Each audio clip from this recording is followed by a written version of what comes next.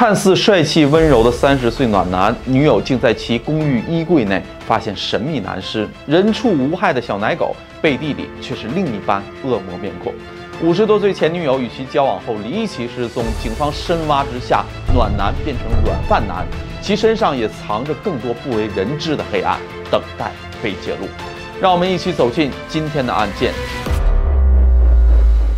莫看镜面平如镜，妙看水底万丈深。欢迎来到解密日记，我是超人。今天给大家带来的这起案件，最近在韩国引起了非常大的关注。案件的性质很恶劣，警方从一起凶杀案中又发现了案中案，甚至在案中案之外，也极大可能存在更多的被害人。这次韩国犯罪电影又有了新的素材。整个案件因为作案嫌疑人仅30岁出头，而且长得不错，看起来挺温柔。所有媒体公布的照片跟监控画面中，都感觉这小子人畜无害的。可就在刚刚过去的圣诞节这一天，他的女朋友报警，在其家中发现了一个陌生男人的尸体。随着深入调查，继续牵出他的前女友也失踪很久了，而且不只是前女友，甚至前女友也有很大的可能被其伤害。那么整起案件是怎么一回事儿？我们呢就先从这个男人开始讲起。他的名字叫做李基英，1991年出生，截止到案发时是32岁。李基英从小就寄住在距离首尔40公里、位于朝韩边境的坡州。他处了一个女朋友，是当地一家 KTV 的陪酒小姐。两个人虽然交往没多久，但是关系进展得很快。2022年的12月20日这一天，李基英就组了个局，邀请女友以及女友父母在韩国高阳市一起吃烤肉。整个晚上推杯换盏，饭局进行得很愉快。女友的父母对李基英印象还不错，高高瘦瘦的，谈吐也很得体。在吃饭后，他送别了女友的父母，因为晚上喝了不少酒的关系，女友告诉李基英说，晚上就别开车了，叫个代驾回去吧。李基英不干，觉得自己没喝多少，开车回去也问题不大，坚持要自己开。于是小情侣在店门口就吵了起来。一气之下的女朋友自己就走了，李基英没管那么多，也开车往家走。情侣之间吵架很正常嘛。第二天，李基英也醒酒了，意识到昨天自己可能态度不是特别好，惹了女友生气。为了哄好对方，他买了一对很贵的情侣对戒，又是买包，又是去高档餐厅、高档酒店，3、4天的时间就花掉了5000万韩币，总算是给女朋友哄好了。时间来到12月25日，圣诞节这一天上午11点。李基英家中养着3只猫和1只小狗，女友当天呢正好有时间，没什么事儿，就想着到男友的公寓喂喂猫。在找猫粮的时候，女友无意间打开了男友家的衣柜，意外在衣柜中发现了一具中老年男性的尸体。女友吓坏了，赶紧就拨打了报警电话。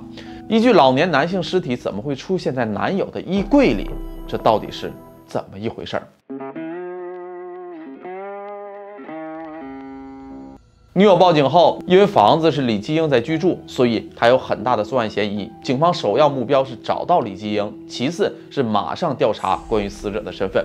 很巧合的是，就在李基英女朋友报警的同一天的凌晨，当地的警局也曾接到一起关于失踪的报警。报警人称自己的父亲是一名出租车司机，今年60岁，从20号外出工作后就一直没有回来，期间电话打不通，家里人仅仅是通过短信联系过父亲。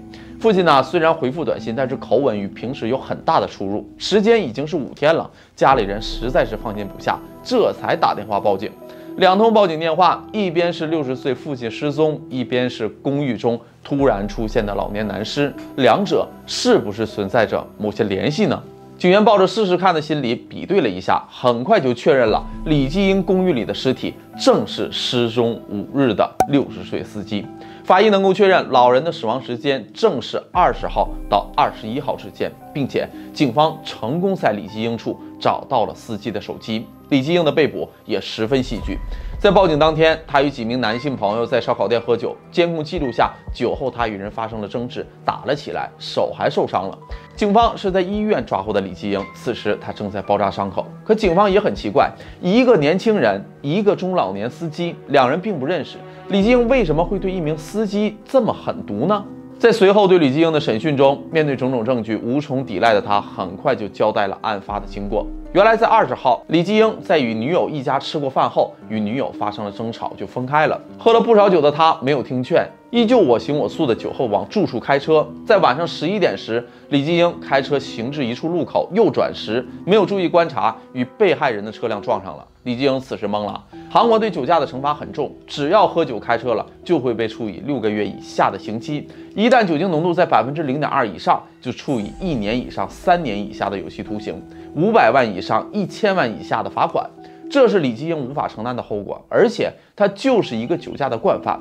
他此前在2013年、2018年、2019年3次酒驾被抓。韩国法律规定，酒后驾驶记录达到3次或是拒绝检测的，将会按照最高标准处罚。在第3次酒驾过后，2019年李继英还因此入狱服刑了1年的时间。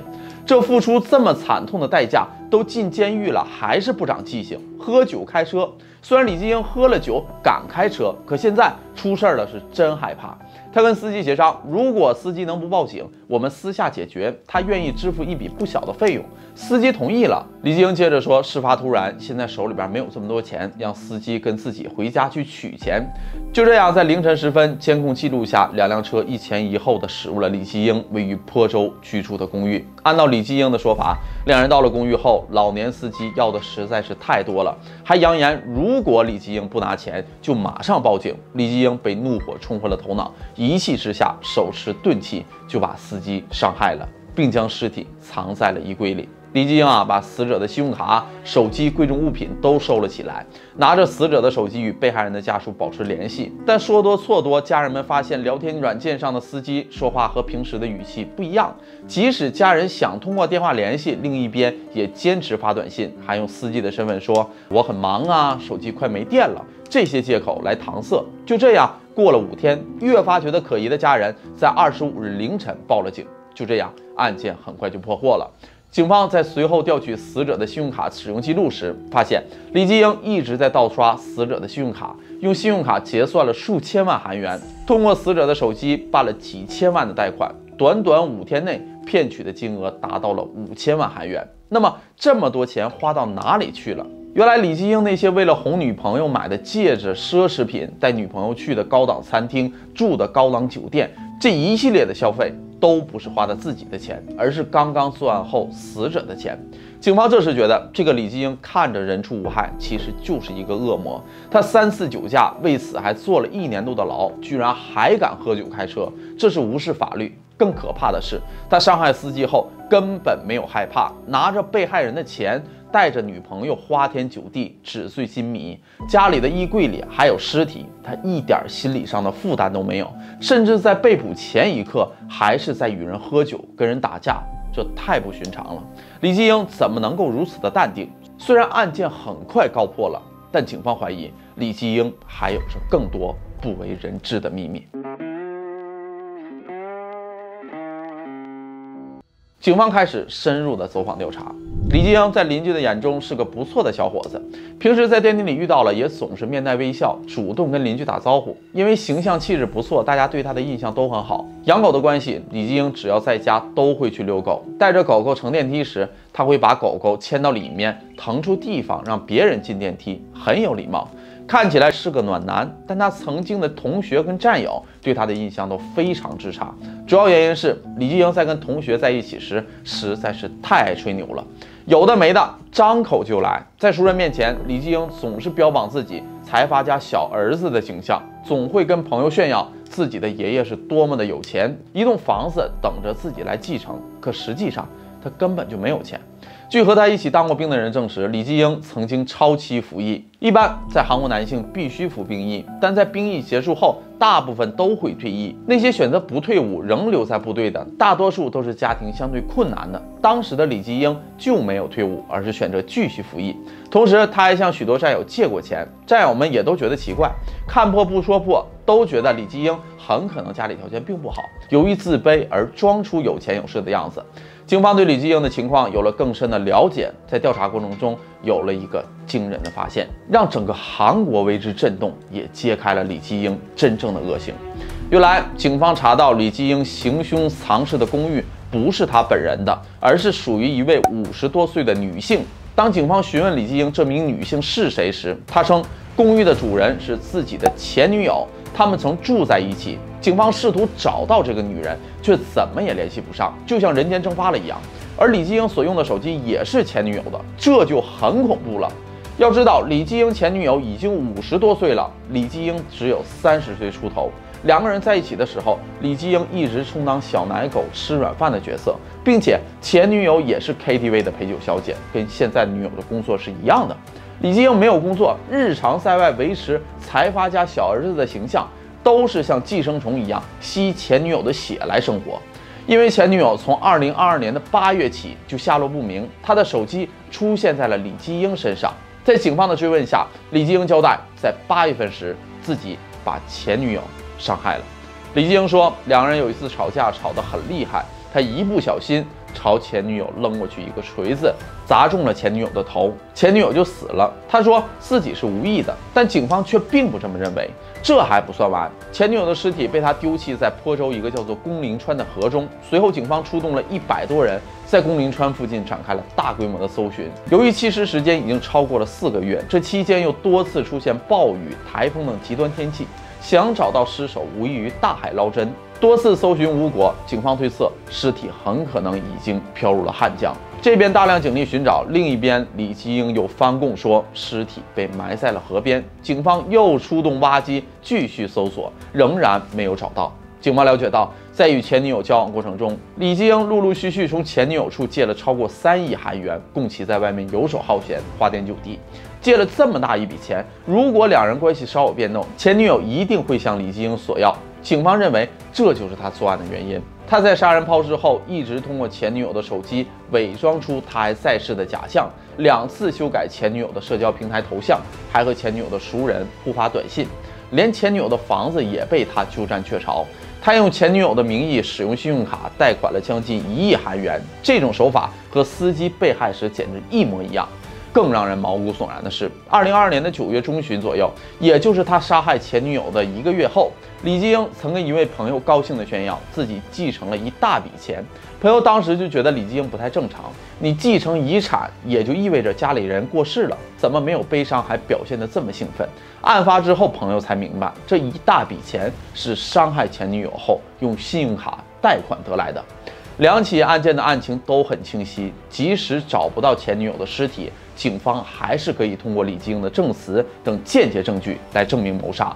真相看起来已经水落石出了，但其实更恐怖的谜团才刚刚被打开。警方在调查李继英的过程中，发现他的行迹跟陈述还有很多的疑点。在李继英携带的物品中，还发现了其他女性的手机，然而这名女性同样联系不上了。这个模式几乎就是被害前女友跟司机的翻版。在李继英所居住的公寓里，警方采集到了李继英外1名男性跟3名女性的 DNA， 正在对身份进行鉴定。案件波及的范围越来越广，种种迹象都表明他可能有更多的犯罪行为。